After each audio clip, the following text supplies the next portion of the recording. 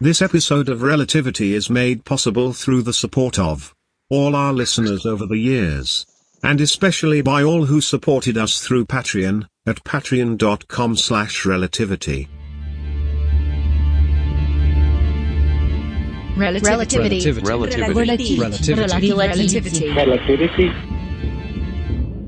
Relativity. Episode 53 Beta. In which trust is essential. Mission Control to Konechny. Mission Control to Konechny. Come in, please. Okay, then. Acting Data Director, you said you were hoping for something interesting to happen. Well, you can figure out why all of a sudden we're not connecting to the ship. Let's see. I see a strong biosignal. Data stream's near 100%. His life signs are erratic, but he's definitely alive. What do you mean, erratic? Under exertion, as if he was exercising vigorously, for example. I guess that could be it. I think the doctor's simply not answering your call. But you know the drill. We ping him every day at this time just to verbally check in, and he is supposed to answer no matter what. He can say, I can't talk right now, but he has to say something. And yet, we cannot force him to reply. No, we can't. I was hoping he wouldn't pull anything like this while the flight director was away. So is this where we call the flight director at home? Send up the distress signal? No, I promised her she could go home and sleep for a change. Then call the central computer instead. You're right. I'm overlooking the obvious. I did not wish to point that out, but yes. Konechny Central Computer, this is Acting Flight Director Marcus Dupree. Please respond. Konechny Central Computer. We've been attempting to reach Dr. Mason, but receiving no reply. Explanation? Marcus, you know I prefer to be called Nadia. Yeah, I'm sorry. Nadia. Tell me why Dr. Mason is not answering our calls. You also know that Dr. Mason and I have developed a special relationship, unique in the history of these vessels and their shipboard computers. Yeah, I've noticed that more and more. It includes you covering up for whatever he's doing. You must believe me. I would never conceal vital information from you. Well, that's good to know. Unless Dr. Mason specifically asked me to. Acting flight director, I think this is where you need to get tough with her. Prithvi? Ask yourself what Sophia would do. She'd tear that computer a new data port. Konechny Computer, this is a direct order. Tell me why Dr. Mason has not responded. Dr. Mason is temporarily indisposed. Explain? Clarify? Is his current silence related to his fluctuating vital signs? Yes or no? He has reported severe pain in his lower abdomen. Lower abdomen? Which side? From his perspective, lower right. Oh. Okay. Now we call Sophia at home. No, we do not. Nadia, have you confirmed appendicitis? I am completing a new scan now, but that does seem to be the diagnosis. So he is in sickbay. He is on exam table 3, where I have performed an extensive series of non-invasive tests. Is he conscious? Yes, I am conscious. I just don't feel like talking. Ooh, now his life signs are all over the place. Who's on medical? Jenkins? Oh, Jenkins. Get them onto this channel. Doc, if your appendix ruptures, you could die. Really? Imagine my getting all the way through medical school and never learning about that. Okay. I must have skipped class that day. It's not funny. It's also not the end of the world. You think I haven't always known I was the only person on board who didn't have his appendix taken out before we got underway? Right, and now you need emergency surgery and you're alone on the ship. Well, what is this, state the obvious day? I know that. But I have also removed more appendices than I can count. I can even do it on myself. Wait, what? Well, what's plan B? You're going to put a surgeon into a cannon and shoot them to me? Doctor, what you propose is not plan A. The mission protocols clearly state that any such procedure is to be handled by the ship's complement of nanobots. Yeah, I know, and we're not doing that. And why is Prithvi, at mission control? I thought he was in Mexico with Louis and Steve. Oh, I am in Mexico. Marcus asked me to help monitor these data streams. Yeah, we're even more short-handed than usual. Plus, I finally convinced Soph, the flight director, to go home and get a decent amount of sleep. And anyway, you're changing the subject. Why have the nanobots removed your appendix years ago? Because I don't want them crawling around inside me. Oh, Doctor, so very old-fashioned. I'm disappointed. I don't care what you are. I don't want those little metal bugs inside me tearing my appendix apart cell by cell. Oh, actually, molecule by molecule. That's even worse. Well, I did have mine taken out their way. Never felt a thing. You know, some people say it's even rather pleasant. No. Medical Online. Dr. Jenkins, we have a situation here. Yeah, I saw the scans and he's been pretty clever about hiding this. And this is urgent, right? Well, you know what? Let's find out. Central computer, projected potential for the rupture. 98% probability of total tissue failure within the next half hour. Yep. You know what? It's time to get those nanobots in there and, take that thing apart. I am not taking on a cargo of invisible scavengers. These are my own guts, and I don't let just anybody wander around inside them. Okay, well, that's your choice. The ship has everything you need to just kind of yank that thing out. See, Dr. Jenkins agrees. Hi, Doc, by the way. Chris Mason. Doctor, I'd shake your hand, but yeah, well, Doctors, we need a plan. Already got one. Nadia, extend hypodermic probe and inject local anesthetic here, right where I'm pointing. Affirmative. Nadia, I'm sorry, but I have to have you stop that order. Injection arm paused. Okay. I think I see the problem here. Marcus does not know that Nadia and I have been discussing Leonid Rogozov. Discussing who? Nadia, take it away.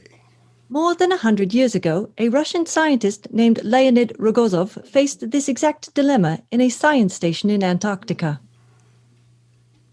Rogozov, what a guy. Always been a favorite of mine.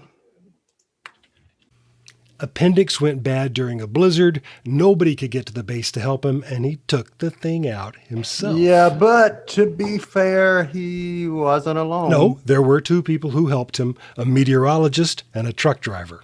I feel certain I can be of more help than a truck driver. Okay, I don't care what someone was forced to do 100 years ago. We're not doing that today. Marcus, this doesn't sound like you. I'd expect Sophia to be on my back about sticking to the rule book, but you... Doc, when she's not here, I'm the acting flight director. I have to do what I think she would do. Yeah, I get that. I do. And I agree 100% that we should treat her rest time as a sacred observance. Yes, absolutely. Also consider what would happen to the fragile new relationship Marcus has with the flight director if she returns to find out that while she was away, Marcus allowed you to remove your own appendix. Prithvi, no. There is some truth in what the boy wonder says, Marcus, as socially inept as it might have been to bring it up. This isn't getting us any closer to a solution. Yeah, no pressure, guys, but his time is, as they say, running out. Marcus, it's simple. Nadia is already monitoring all my life signs at a level much more nuanced than you can by telemetry. And if she is under my careful direction and supervision, she is perfectly capable of operating all the sickbay lasers. And the truth is, I trust her more than I trust just about anybody else. Thank you, Doctor. To say what's true. But even with such sophisticated aid, performing surgery on oneself does not sound like a good idea. It's an insane idea. It sounds so much more frightening than it actually is, believe me, and the operation won't take more than a minute. Doctor, I'm going to say a word in private with the flight director. I'm just closing your audio just for a minute, okay? Oh, sure. I'll be starting the procedure. Doc, give us just 30 seconds, please. Okay, Marcus, for you. Okay, 30 seconds. Flight, regardless of what he has going on, we could have the ship's computer give him a general. A general? Oh, general anesthesia. We can knock him out. How does that help us? Then we have the ship's computer do the procedure without his interference. Guys, look, no, we can't do that. I don't want to just knock a man out without his consent. And anyway, Nadia, she's got a mind of her own now. I think she'd figure out a way around this. Then, look, you're just going to have to let him do it. Oh, yeah, take out your own appendix. What did you think we were talking about? Let's get him back into this. I don't like talking behind his back. Yeah, but what did we decide? Dr. Mason, are you still there? Where else would I be? You know what I mean. Look, we're all feeling stuck down here. We don't want you to cut on yourself, and we don't want to knock you out and have the sick bay systems do it either. Yeah, I thought that's why you locked me out of that conversation. Which one of you wanted to administer a general, whether I wanted it or not? Come on, I want to know. None of us ruled that out completely. You people can debate a general all you want. Nadia's already given me the local. Well, I call that ungrateful. We turn our back for 10 seconds and you go ahead with the procedure. Listen, I had not planned on telling any of you about any of this at all. We are well aware of that. I'm prepped for surgery. I have no sensation in the area of the incisions. I have a good view of a monitor showing the surgical arm, all of my life signs, and my lower abdomen. You guys keep talking because Nadia and I are doing this thing. Nadia, this is direct order from acting flight director. Stop all procedures related to surgery on Dr. Mason. Order received. Surgical procedures paused. Computer, cancel that order. Emergency command, override password, Lakshmi. Order countermanded. Surgical procedures resumed. I wish you never learned about that. But see, Flight, you've got to let him get on with it. If the objective here is to save the man's life. And it is, but we have to be sure we're taking the best action, not just the one that's close at hand. Too late now. I've already gotten the local. Ooh, Dr. Jenkins, will the local preclude the use of a general anesthetic as well? Nah, shouldn't be a problem. Hey, Prithvi, Jenkins, I hate you both. Doc, listen to me. I'm going to tell you something that I know you will hear, and I know that you will say is true. Go for it. I'm trying hard as I can to, well, not just be the flight director, but to be Sophia, because she's good. She is so good at this job. And I want to be like her. I want to make the kind of decisions that she would make. Yeah. And I think you want to do what you think she would tell you to do. I hate it when you're indisputably right. Well, it doesn't happen that often. Okay, flight director, tell me what the rule book says. Tell me what the set procedure is. I am open to anything. The rule book, as you call it, says your appendix will be removed by nanobots. Well, that's not going to happen. So what else you got?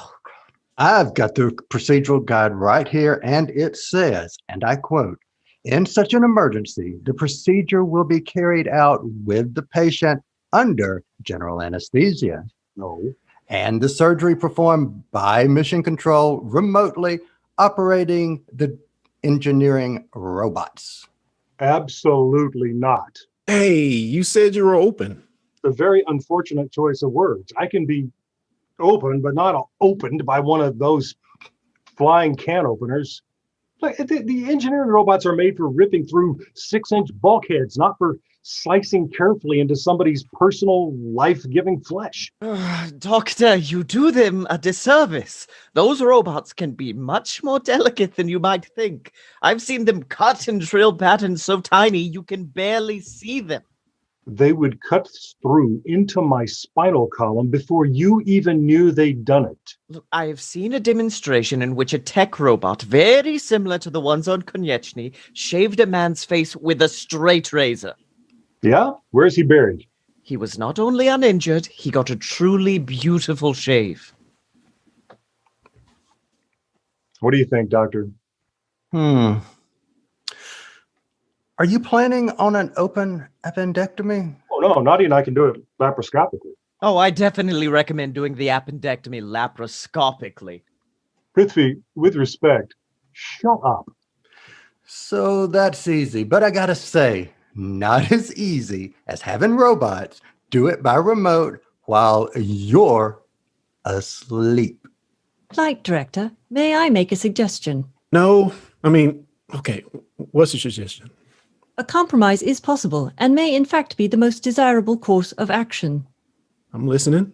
Dr. Mason wishes to remain conscious throughout his operation because he fears the robots cannot perform these tasks to his exacting standards. True and correct. Mission Control realizes the risks involved in a half-sedated person performing a delicate operation, particularly on himself. Right, you got it.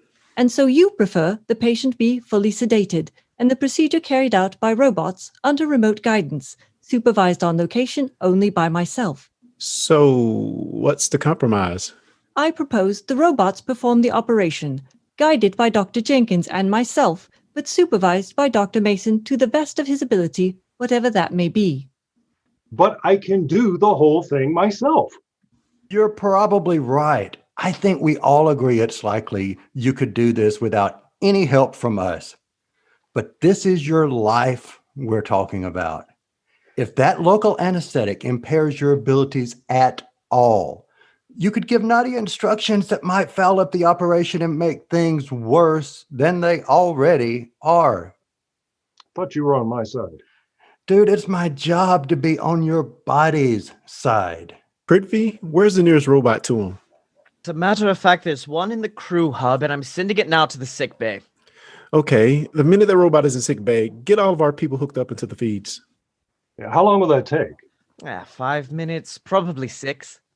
Perfect. You guys play with the robot, and meanwhile, I'm taking out this appendix. Nadia, cutting tool number 3, starting exactly here. We're penetrating to the depth we programmed earlier. Nadia, what's happening? I am experiencing a moment of self-actualization. Right now? A human characteristic I have endeavored to develop. Examination of one's own motives. You lost me. I have been too proud to admit that I am not qualified to perform this surgery. Nobody said you were. You're going to be my assistant. Assistant. You'll cut where I tell you, and you'll laser things together where I tell you. But if you are incapacitated, I will not be able to complete the surgery by myself. You won't have to. I might. I have accepted that possibility, and I think you should accept it as well. Well, of course it's possible. It seems to me that the wiser course would be to place your trust not only in me, but also in your friends. It's not that I don't trust them. Marcus, you know that, right? It's not that I don't trust you. I don't trust the machines. That's why I don't want nanobots in my abdominal cavity, and I don't want one of these Daleks cutting on me either. It's really up to you, Doc. You know, we can't stop you if you insist on doing it yourself.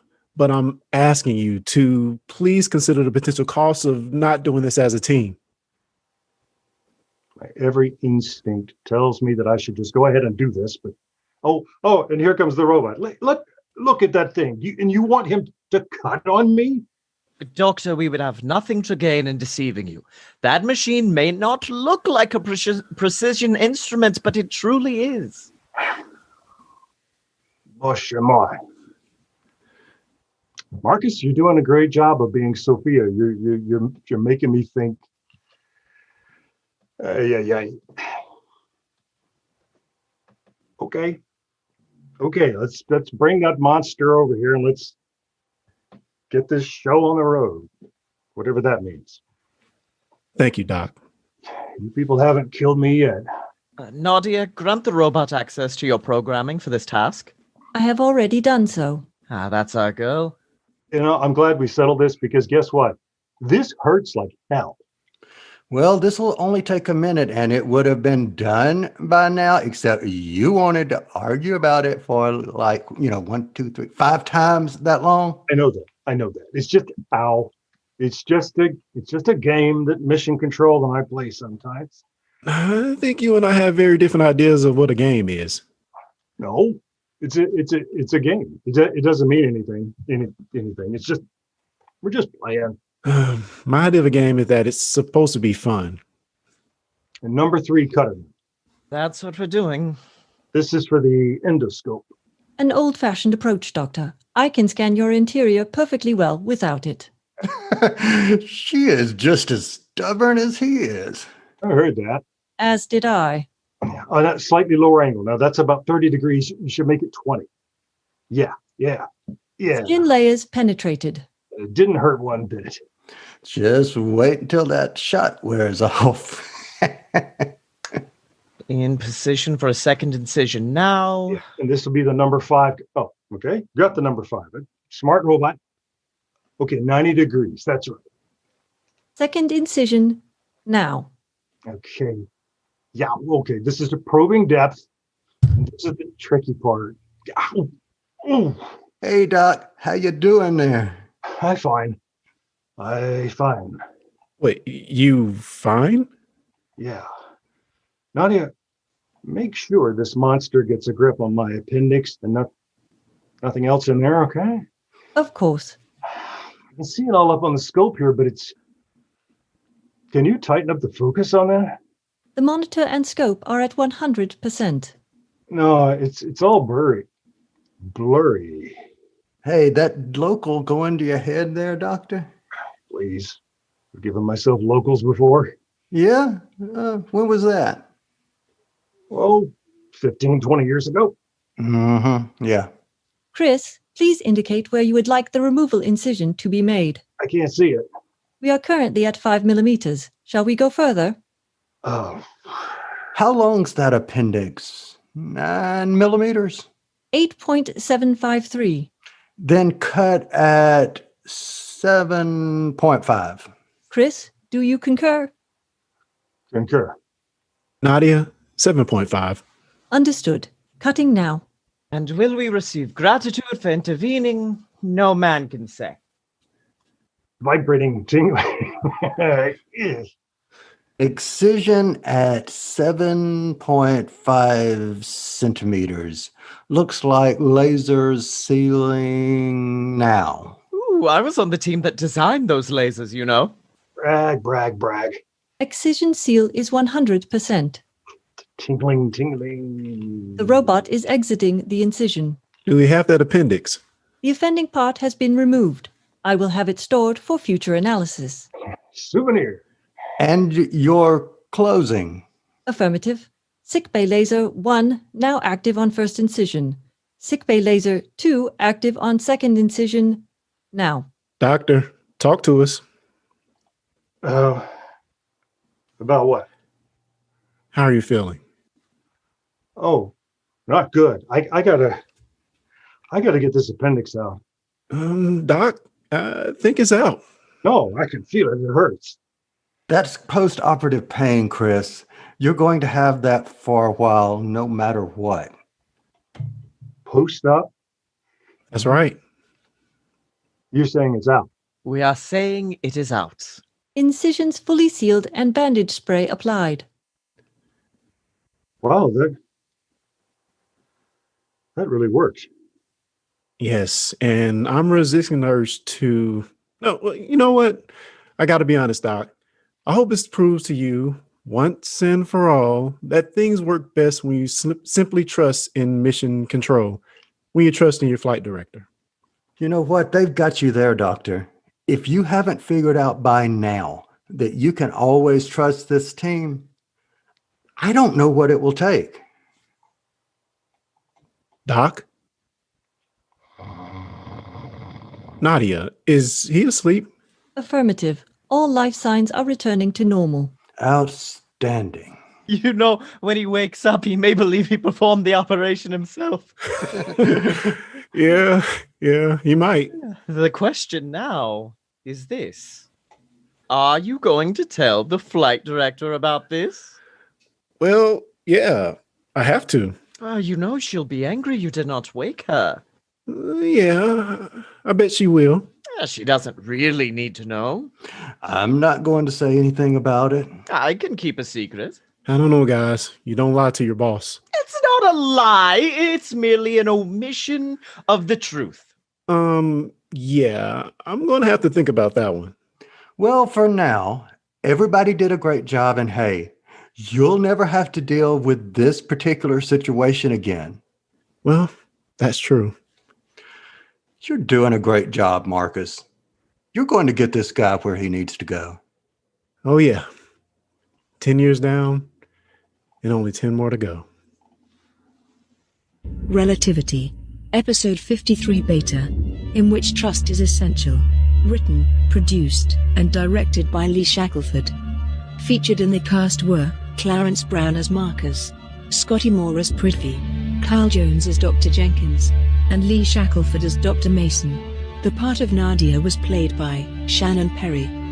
Find out much more about the series, including ways you can hear all other episodes, and connect with us through social media, all on our website at relativitypodcast.com.